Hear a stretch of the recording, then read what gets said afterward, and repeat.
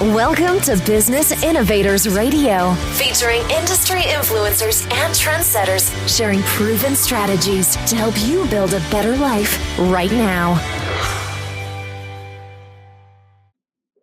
Hello, everybody. Today I'm interviewing David Kramer, a top producer, realtor, and broker, and president of I Love You Realty Incorporated in Santa Rosa Beach, Florida. Since 2011, he served as vice chairman, Walton County Planning Commission, and previous to that, he was the vice chairman, Walton County Code Enforcement Board from 1997 to 2011. David is very publicly active in the county. He is currently running as a Republican candidate for District 1 Commissioner. Welcome, David. Thank you for being here today. Thank you. Appreciate it. All right. Before we get into your business, could you tell us a little bit more about yourself? Certainly. Probably age of 66 years old, to give you a good idea, where I was raised with Depression parents that were pretty frugal. I was raised in St. Louis, and we had a family farm out in the country. We moved with the space program. My parents were both educators, and my father became a quote-unquote rocket scientist. We moved to Cape Kennedy and Florida in 1967. I moved to the Panhandle on my own after relocating several places in the country in 1981 and got into the real estate business subsequently after that. All right. Is that something you wanted to do forever, or was it something you stumbled into? Well, actually, it seemed more like a natural progression. I started out as in the maintenance field and was trained in all the fields of maintenance by a company called Monumental Properties out of Maryland, and they sent me around the Southeast troubleshooting their projects and setting up maintenance departments. Finally got a little tired of that, started my own maintenance business doing contingencies for realtors, closing their contracts called investment maintenance services back in the 70s. And a local builder liked my style, and he made me an offer I couldn't refuse, and I took over being a construction foreman for several single-family projects that he had and built about 75 homes down in Brevard County. And then I got in a little offer on the beach, and I was being a beach guy. I set up a hotel resort for, Triple T Inns out of, I think, West Virginia. And I was the quality control agent, brought their high-rise resort out of the ground on the Gulf in Brevard County, set up its maintenance department, and operated I had about 10 or 12 employees running a maintenance department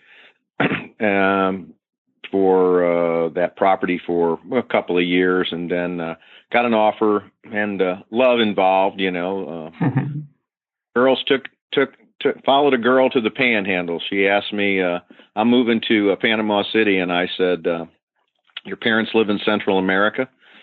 And of course, it turned out it was Panama City, Florida. And one thing led to another. I ended up managing a string of Gulfront condominiums in Panama City Beach, and opening and doing moonlighting and sales, and ended up running my own business into Walton County, where I managed commercial and residential properties, and then went into sales as well there, and finally into my own business.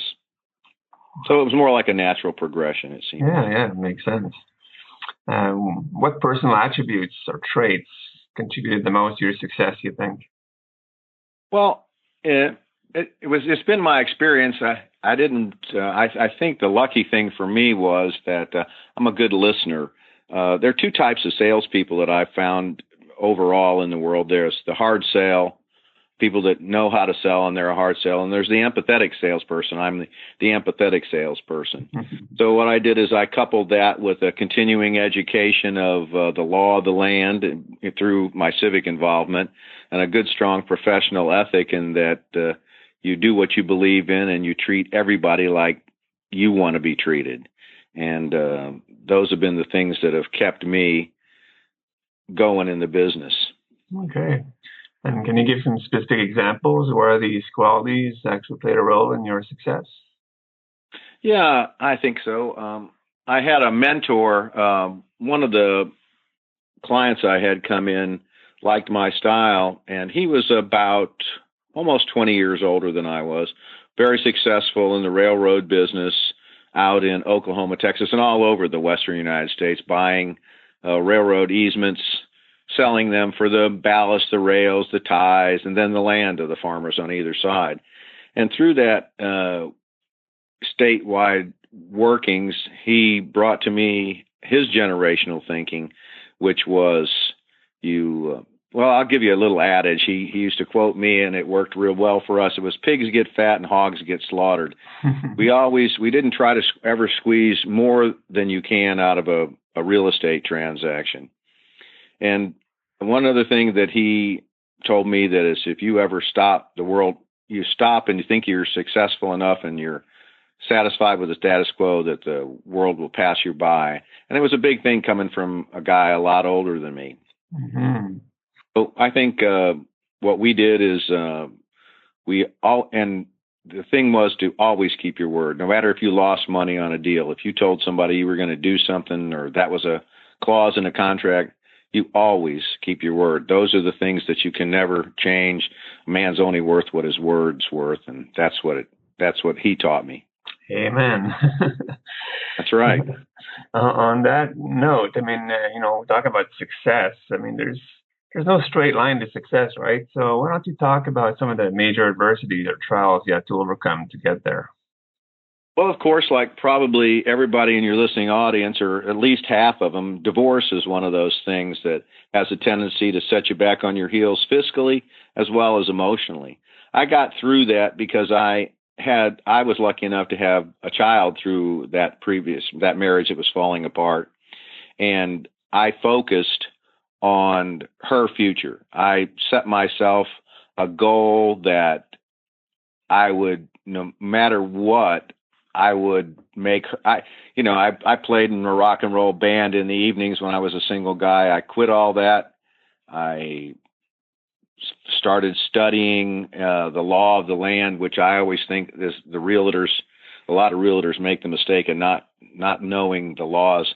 People come to you for your expertise. If you don't have that expertise and you have to say those awful words like, let me check on that for you.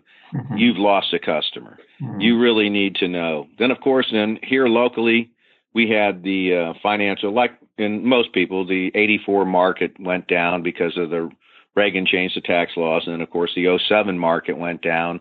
Those real adversities kept you true to your core principles. And then we had the BP oil spill here on the Gulf Coast, which was a classic example of, 75% of the realtors in our business locally, because the market was really good in 04 and 05, coupled with the 07 economic recession.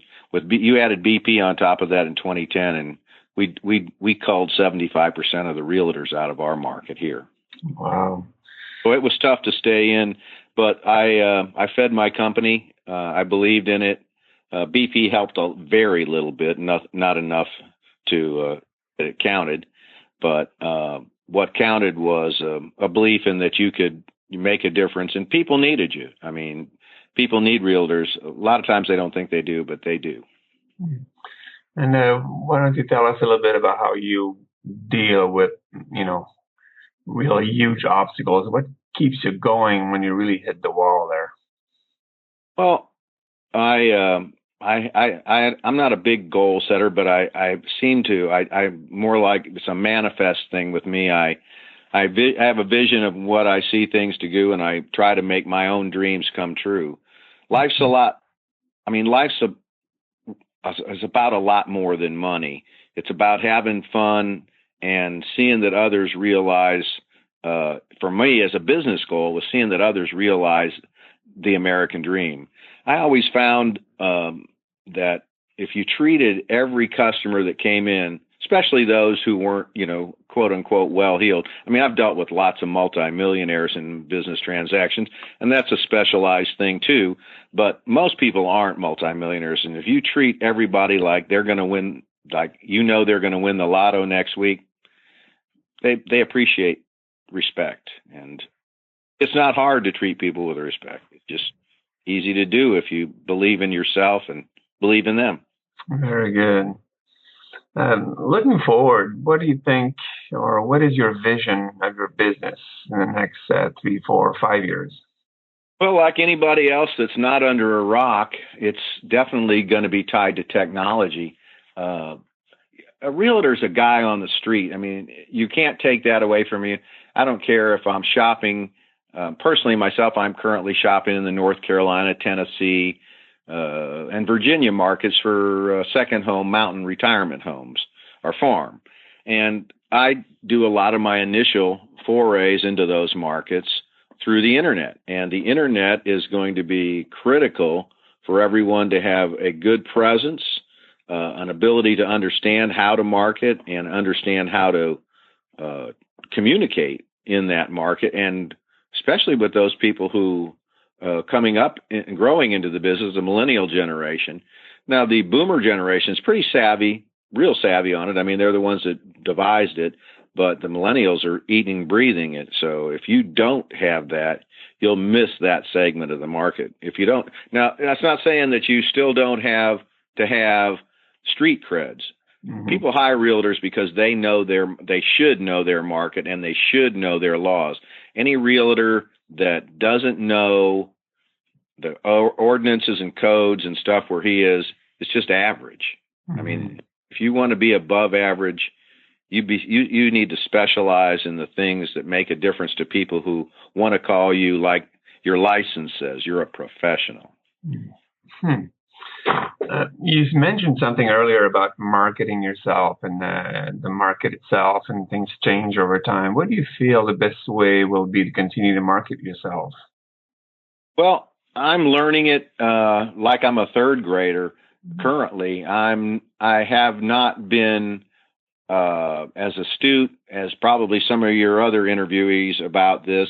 I believe that there's opportunities out there you want to get your a toe in the door, or at least get your product exposed. It's about marketing, and the internet is a great tool for marketing.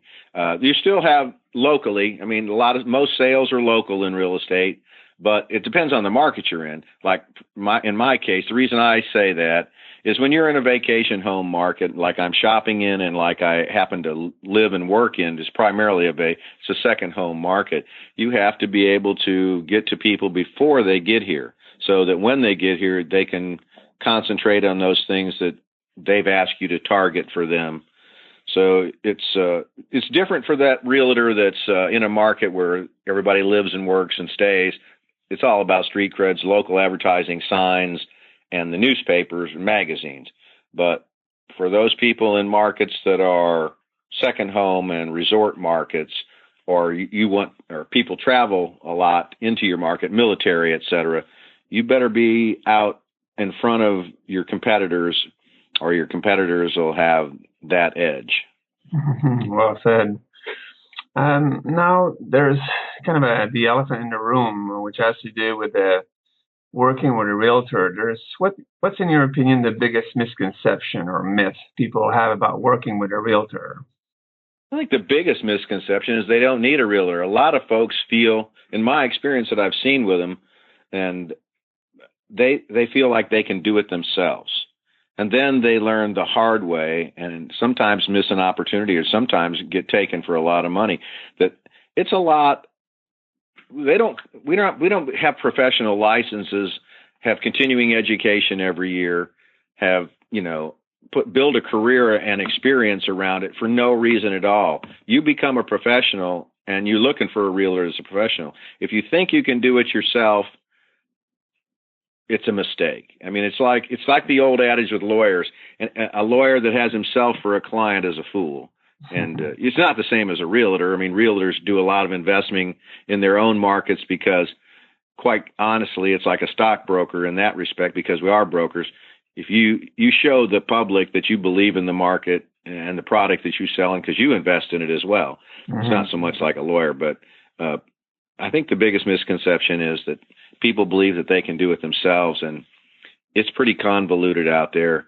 I mean, especially when it comes to protecting yourself and not buying a pig in a poke. And the new banking laws make it even more arduous for people on the learning curve. I just sold a very small home to some people who bought their first home. It's one of my most rewarding things, filling in people's first home, making the American dream happen for somebody, even if you have to. In my case, I do a lot of lending because of my success earlier, and now I'm doing, mortgages and stuff. Mm-hmm. I suggest that all realtors do that. But they thought that they were going to do it themselves. They found the property on the internet and brought it to me and asked me if I would look it over. And once I got into doing all the things that it took for them, they said, "We are so glad that we came to you. We had no idea of all the things," because I sent them an email twice a day, every day, over the little, home inspections, coordinate the inspectors, et cetera, et cetera. And then if you go on the listing, that's just the selling side. You go on the listing side, it's a whole other world, just preparing the properties for sale.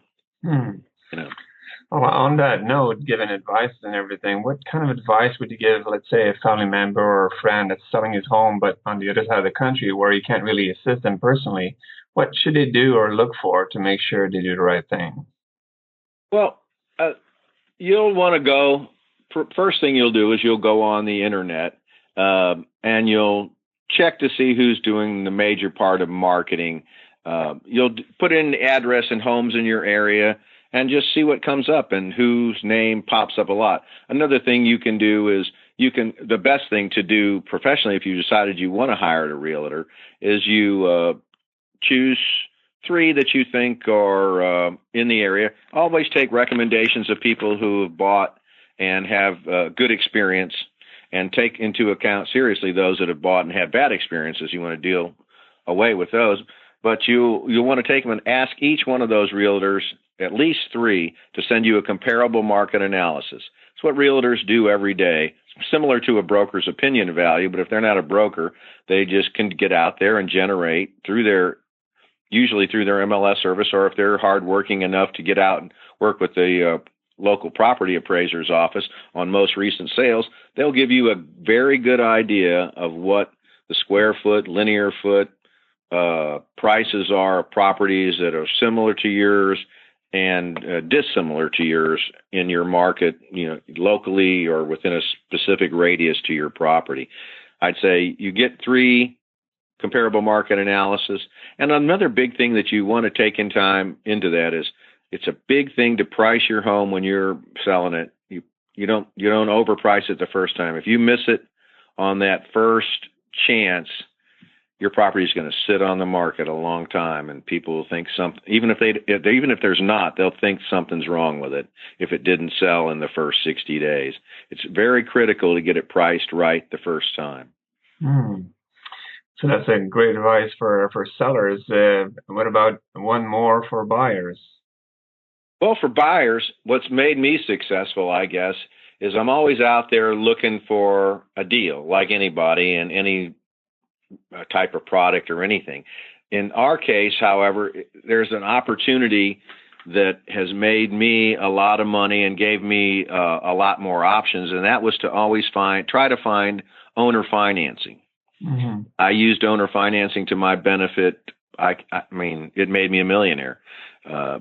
Because one of the things when I did need to borrow money, which I could, those owner financings that you have going on aren't reported on your credit report and don't show up when a bank's looking at you. So you can still get out. It doesn't affect your credit score, and you can still get out there and get a loan if you need to be buying another property, which I did multiple times.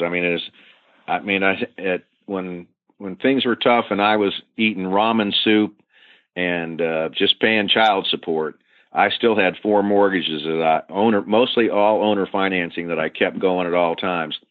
I didn't succumb to the whims of a lot of successful realtors, and I'd say to your realtors starting out there, stick with the program. Just don't go out and buy yourself a Porsche or a Corvette or spend $500 a week on drinks and dinner with your buddies and your clients. Buy more property.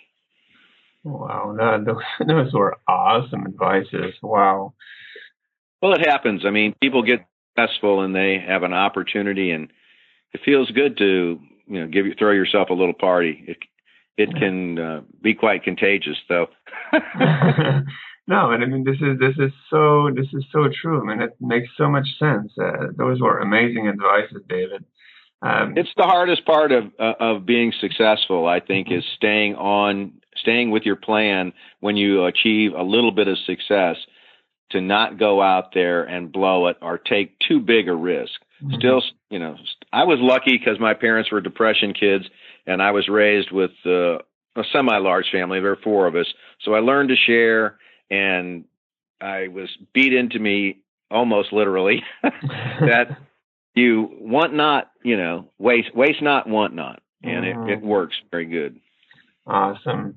Now, David, how can our listeners learn more about you or actually get in touch with you? Well, of course, I'm on Facebook. You can get into me too. David Kramer, Kramer, on Facebook.